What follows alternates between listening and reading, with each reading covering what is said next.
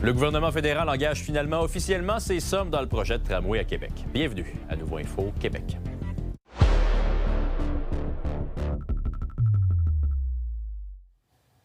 Bonsoir tout le monde, bon mardi. Mais les milliards vont pleuvoir partout sur le Québec avec cette annonce conjointe entre Ottawa et Québec qui a eu lieu cet après-midi à Longueuil. Les premiers ministres Carney et Fréchette étaient sur place. Bon, Mathieu, ce qui nous intéresse, nous, particulièrement ici à Québec, eh bien, c'est l'argent qu'Ottawa va finalement mettre dans le projet de tramway. Oui, Jean-Simon, je ne veux pas faire une soupe de chiffres, là, on va garder ça tout simple. Je te ramène en 2018, le projet de tramway devait coûter 3 milliards et à l'époque, Ottawa disait « je serai là pour 40 du coût ». On se transporte aujourd'hui. En 2026, on parle d'un projet dont le coût a plus que doublé à 7,6 milliards, mais jamais jusqu'ici Ottawa n'avait assuré qu'il couvrirait 40 du coût global du projet. Ça rendait beaucoup de monde nerveux, notamment les opposants qui disaient « arrêtons tout tant qu'on ne sera pas certain qu'Ottawa va défrayer 40 du coût du projet ». Avec l'annonce d'aujourd'hui, il y en a plusieurs en fait, mais la plus significative, c'est le partage du fameux Fonds pour le transport en commun du Canada. Le gouvernement Fréchette va chercher un très gros morceau et un très gros morceau va au projet Tram-Cité. Voici ce que la première ministre Fréchette et le ministre des Transports avaient à dire sur le projet Tram-Cité spécifiquement. En transport, on s'est entendu sur 4,4 milliards de dollars pour financer nos projets de transport en commun. Et ça va entre autres servir pour le projet de tramway de Québec. Et avec l'annonce d'aujourd'hui, le gouvernement fédéral répond donc présent. On va pouvoir avancer avec ce projet. Et parlant de projet d'envergure, il y a naturellement le projet de tramway à Québec qui en est un majeur et le financement fédéral représentant 40 du coût du projet maintenant confirmé. L'annonce d'aujourd'hui permettra à tout un chacun de s'unir derrière ce projet majeur pour notre capitale nationale. Bon, c'est difficile d'imaginer que le maire Marchand n'avait pas un gros sourire après cette annonce-là. Le maire Marchand, évidemment, depuis que ça a commencé à filtrer, hier déjà, je te le disais, il y avait le visage du chat qui a mangé la souris, là. Il se retenait pour pas se réjouir trop tôt, mais aujourd'hui, évidemment, c'était un homme heureux parce que M. Marchand a toujours eu beaucoup d'assurance quand il nous a dit « Inquiétez-vous pas, l'argent va être là, le projet de tramway peut aller de l'avant, il n'y a pas de souci », mais il n'y a rien de mieux que de l'entendre et de le voir consacré dans des communiqués. Même si le chiffre exact n'est pas écrit, il a entendu, comme vous, ce qui a été dit là-dessus. Alors oui, effectivement, pour lui, c'est des annonces qui viennent tout simplement aplanir la dernière difficulté qui restait. On écoute le maire Marchand. C'est clos, c'est barré à triple tour, tout le financement est sécurisé. On avait déjà un financement complet, mais maintenant, on a la juste part du fédéral. Alors, c'est une autre raison pour être très réjoui de la situation et dire que ça va de l'avant et ça va être bon pour l'économie de Québec, ça va être bon pour les citoyens de Québec. C'est extraordinaire. Jean-Simon, le maire Marchand a tout de suite ajouté qu'il se doutait que les gens qui sont contre le projet de tramway resteraient contre le projet de tramway, quoi qu'on dise et quoi qu'on fasse. Mais la journée aujourd'hui, c'est vraiment la meilleure qu'ils pouvaient imaginer, on s'en doute bien. Merci, monsieur. Bonne soirée. Et au moment où ça se concluait à Longueuil, bien, en marge du conseil de ville, il y avait l'opposition qui réagissait à cette annonce-là. Stéphane Lachance, naturellement, qui avait quelque chose à dire. Félix-Antoine, tu es sur place. Est-ce que l'angle du sourire de M. Lachance est inversement proportionnel à celui du maire Marchand?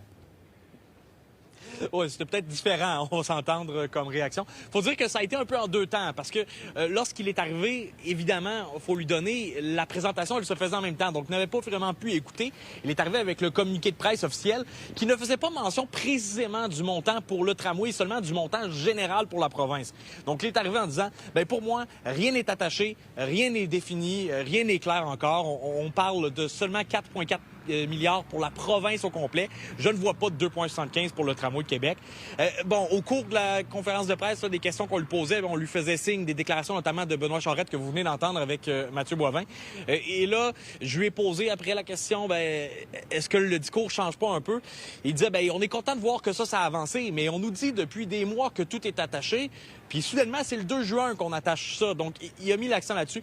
Mais il a aussi tenu à rappeler que on se fiait beaucoup à des chiffres qui, selon lui, ne seront plus bons lorsque viendra le temps de payer la facture. Comment un ministre responsable là, peut affirmer, là, en juin 2026, qu'un estimé budgétaire qui a été fixé en décembre 2024, c'est toujours solide? Est-ce que vous pensiez, vous, qu'il y a 2 ans, vous payeriez l'essence à 1,90 $? Pas moi. C'est nier complètement les secousses économiques mondiales, toute l'inflation galopante, l'explosion du secteur du génie civil, l'explosion des coûts de carburant, toutes les tensions géopolitiques. C'est nier tout ça, là. Alors, de maintenir le chiffre de 7,6, là, ça relève carrément, pour me citer, de la pensée magique. Point final. Bon, mais là, lui, il voit des problèmes de financement. Mais une fois que c'est réglé, là, est-ce que ça va être derrière tout ça? Est-ce que ça va, une fois que le financement va être clarifié? Bien, il a continué de dire, je vais être heureux de pouvoir dire que ça, c'est réglé, mais je vais rester aux aguets. Sa position sur le tramway ne changera pas. Et il a quand même tenu à rappeler que, selon toute l'analyse qu'il pouvait en faire, il reste que c'est tôt, bien, ça semble clair pour lui qu'on parle d'un montant fixe et non pas d'un 40 %, peu importe les dépassements de coûts. Et ça, pour lui, c'est un enjeu qui est très important. Le fédéral arrive avec une enveloppe fermée. C'est ce montant-là qu'on vous donne, puis organisez-vous avec. Alors, pourquoi il fait ça? Probablement parce qu'il ne veut pas se retrouver avec des augmentations de coûts. Alors là, par la suite... Pardon? Un buffet ouvert. Alors, qu'est-ce qui va arriver maintenant? La suite, si si ça a été prévu le projet à 7,6, puis, disons que je n'irai pas trop fort, là, on est à 10. Bien, la différence, est-ce que c'est le gouvernement du Québec? Est-ce que c'est la Caisse de dépôt? Est-ce que c'est la Ville de Québec qui va devoir le payer? C'est là où est la question. Et évidemment, bon, le maire Marchand, vous l'avez vu, il est à Longueuil. Stéphane Lachance ne s'est pas gêné pour parler d'une autre absence au conseil de ville du maire et dire que lui, à sa place, serait resté à Québec. Merci, Félix-Antoine. Au plaisir. Et la table est mise pour la réaction de notre collaborateur Hugo Langlois. Bonsoir, Hugo. Salut. T'en penses quoi, cette annonce-là, premièrement? J'en pense qu'Ottawa est 2 ans en retard. J'en pense qu'Ottawa livre finalement la marchandise qu'ils ont promis aux gens de Québec, c'est-à-dire on va vous retourner votre argent. Ouais. On a fait des campagnes électorales là-dessus. Je comprends le maire Marchand d'être heureux aujourd'hui. Je comprends les députés libéraux fédéraux de la région de Québec d'être heureux aujourd'hui. Mais ce que je comprends mal, c'est leur bonheur d'aller annoncer ces sommes-là à Montréal. Moi, je pense qu'on a une loi sur la capitale nationale. On crée des comités pour que les décisions... selon toi? Bien, c'est un faux pas, à mon sens. Qu'on prenne le maire et son chauffeur et qu'on dise « Faites 250 km, venir accepter votre argent qu'on vous a promis, puis promis, puis promis. » Moi, ça, c'est la forme me déplaît aujourd'hui. Maintenant, le fond. 40 % de l'ancien financement. Il va rester certaines questions auxquelles il faudra répondre. Parce qu'on n'a malheureusement pas la qualité au Québec de faire des projets à l'intérieur du budget et des échéanciers. Est-ce que celui-là sera le premier? On peut se dire qu'à Québec, le centre Vidéotron, ça s'était bien passé. Oui. Maintenant, c'est pas mal plus complexe. Moi, qu'on travaille avec un chiffre, comme le disait Stéphane Lachance, de 2024, je trouve ça délicat parce que la population a le droit d'être cynique. Et dernier élément, Jean-Simon, on est allé chercher le financement. Maintenant, il faut aller chercher la population. Aujourd'hui, il n'y a personne avec cet argent-là qui va dire « Ah, bien finalement, je le veux le projet. Ah, bien finalement, c'est une bonne idée. » Personne ne va changer d'avis. C'est ce que tu veux dire, autrement. Il faut aller chercher la population. Il faut aller chercher ce qu'on appelle l'acceptabilité sociale. Il y a encore trop de gens à Québec qui sont contre le projet, peut-être parce qu'ils ne le connaissent pas. Il faudrait le vendre, il faudrait le démocratiser, ce projet-là, le rapprocher des gens qui, on va souhaiter, vont le prendre le tramway éventuellement. Mais là, moi, je pense qu'il faut consulter la population. Moi, je pense, je reviens à ce que plusieurs ont soumis, un référendum. Sauf que là, tu as 2,75 milliards. Bon, oui. C'est ce qu'on comprend qui sont mis. Donc, oui. Malgré cette somme-là qui est engagée, tu irais quand même avec une consultation. C'est ce qu'on disait. Si on ne réalise pas ce projet-là, l'argent va aller en Alberta. Mais non! On a pris les gens pour des valises, là. Ottawa fait un chèque à Québec en disant « répartis-le comme tu penses ». Je pense pas que Québec va envoyer de l'argent en Alberta, là. Alors, on a de l'argent. Est-ce que c'est au tramway qu'il faut affecter? Tu n'as pas l'impression d'être un peu celui... Ben, je pense à tous les opposants au tramway. Parfait. D'être un peu celui qui, depuis... c'est fait, c'est réglé, c'est concrétisé, mais qui crie encore... Moi, je suis celui qui représente des gens qui doutent à Québec. Moi, je veux un référendum sur le projet. Et je suis capable de vivre avec un oui. Est-ce que M. Marchand est capable de vivre avec un non? C'est ça, la question. Et la question est posée, Hugo Langlois. Voilà. Merci d'être passé. Plaisir, mon cher. On s'en reparle bientôt. Bye-bye. Bonne soirée. Merci. Maintenant, des ossements ont été découverts vers 10 h ce matin sur un terrain vague à Lévis. Un passant a remarqué ce qui ressemblait à des os d'une main humaine près du 612 chemin Olivier dans le secteur Saint-Nicolas. Un périmètre de sécurité a été mis en place et l'identité judiciaire a été dépêchée sur les lieux. Les ossements ont été récupérés, vont être soumis à une expertise. La scène va rester protégée jusqu'à la réception des résultats. Au Palais de justice de Québec, les représentations sur sentence de Dominique Laroche sont encore une fois reportées. En retard à l'audience, l'avocate de l'ancien skieur acrobatique a demandé un nouveau délai pour faire des vérifications en vue de la requête de réouverture d'enquête qu'elle souhaite déposer. La juge Marie-Claude Grenier, elle est excédée. Elle a rappelé à l'avocate qu'elle l'avait déjà beaucoup accommodée et que le temps de la cour est précieux en lui faisant promettre d'être prête et présente à l'heure des représentations sur la peine qui sont finalement fixées cet été, en juillet prochain.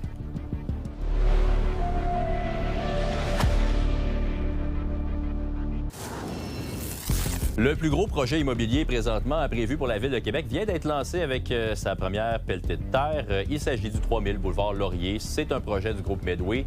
Il prévoit près de 900 unités de logement, des locaux commerciaux et de l'espace pour le GMF U-Laurier qui va y déménager. Le gratte-ciel va être situé tout près du futur pôle d'échange du tramway. Et pour la Ville de Québec, ça représente très bien les investissements que le projet de tramway peut attirer. C'est, je vous dirais, le point culminant d'un projet qui est en route. On en a fini avec les tergiversations et aujourd'hui, je pense qu'on en a une certaine consécration avec cette journée-là importante. Mais un projet comme ça qui fait en sorte de créer une richesse, mais créer de la richesse issue du secteur privé. Alors quand on parle d'un projet qui génère également des retombées économiques importantes, bien, c'est l'exemple de Medway et de d'autres groupes qui vont évidemment décliner leur projet dans les prochains mois. L'autoroute Robert-Bourassa-Sud va maintenant compter 2 voies de virage à droite vers Hochelaga. C'est pour améliorer la fluidité de la circulation dans le secteur. Le marquage de la chaussée et l'installation de la nouvelle signalisation sont prévus les 3 et 4 juin. Ça va se faire de soir et de nuit. La voie réservée aux autobus, qui est présentement du côté droit de la chaussée sur Robert-Bourassa-Sud, entre Hochelaga et Laurier, va être déplacée de son côté du côté gauche. Mine de rien, on est à moins d'un mois du 1er juillet, donc la journée officielle du déménagement au Québec. On a eu des chiffres sur les demandes d'aide pour se trouver un logement. Il semble qu'il y a une diminution de demandes depuis le début de l'année par rapport à l'an dernier. Pour en parler avec moi en studio, Félix Marois du BAI. Bonsoir, Félix. Bonsoir. Est-ce que c'est une bonne nouvelle, cette baisse année pour année de demandes d'aide pour se retrouver un logement? C'est sûr qu'on est content de voir qu'il y a moins de locataires qui ont de la peine à se trouver un logement au 1er juillet. Il faut se rappeler que même si les chiffres ont diminué par rapport à l'année passée, ça demeure beaucoup plus élevé qu'il y a juste 3 ou 4 années. 2025 et 2024, ça a réellement été des années records.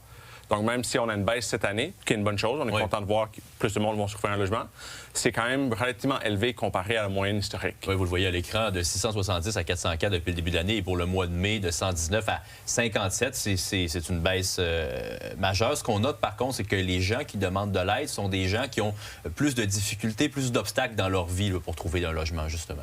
Oui, c'est tant quelque chose que les employés de l'OMHQ nous disent que ce qui se reflète dans notre réalité au quotidien. Les gens qui ont besoin de logement, là, c'est des enjeux avec plusieurs facettes et c'est le principal frein maintenant, là, contrairement à quelques années, c'est réellement le coût des logements. Et c'est beaucoup plus difficile de trouver un logement quand tu as un budget de 800 $ pour te loger, mais quand tous les logements sont à 1300 ou 1500, on est limité dans ce qu'on peut faire pour ça. Donc, on est avec beaucoup de monde qui sont sur le bord de l'itinérance, souvent.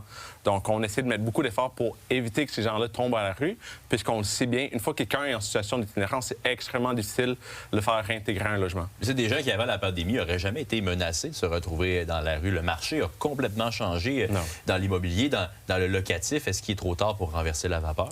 Donc non, je pense qu'on a eu l'inaction du gouvernement, tant au niveau fédéral que provincial, au cours des dernières années. Là. De manière générale, lorsqu'on a agi pour aider les locataires, ça a surtout été pour augmenter les profits des propriétaires ou déréglementer la situation. Donc, on pense que c'est encore le moment d'agir, notamment en imposant un contrôle des loyers. Les loyers ont vraiment explosé ces dernières années. Il faut freiner ça et investir massivement dans le logement social pour répondre aux besoins de tout le monde. Ces gens-là qui n'ont tout simplement pas les revenus de se trouver un logement dans le privé ont peu d'autres options s'ils n'ont pas accès à un logement social. Est-ce que vous sentez une volonté, autant de la part des promoteurs immobiliers que de la part de la municipalité à Québec ou encore du gouvernement, de justement construire davantage de logements sociaux? Donc, de la part de la Ville de Québec, oui, on sent qu'ils veulent en faire plus, mais ils sont limités dans le financement. Le gros de l'argent, c'est vraiment la province puis le fédéral qui l'ont. Donc, nous, on demande à ce que ces paliers-là de gouvernement supérieur donnent davantage de financement. Aussi, juste pour vous donner une idée de l'ampleur de la situation, là, pour se trouver un 4,5 aujourd'hui à Québec, il faut avoir un revenu de ménage autour de 60 000 $. Bon, ça donne une bonne idée à quel point ça peut être complexe pour certaines personnes. Merci beaucoup, Félix, d'être passé. Ça fait plaisir. Merci de m'avoir. Et pour toutes vos nouvelles, nos chroniques et des vidéos, je vous invite à consulter notre site web nouveau.info.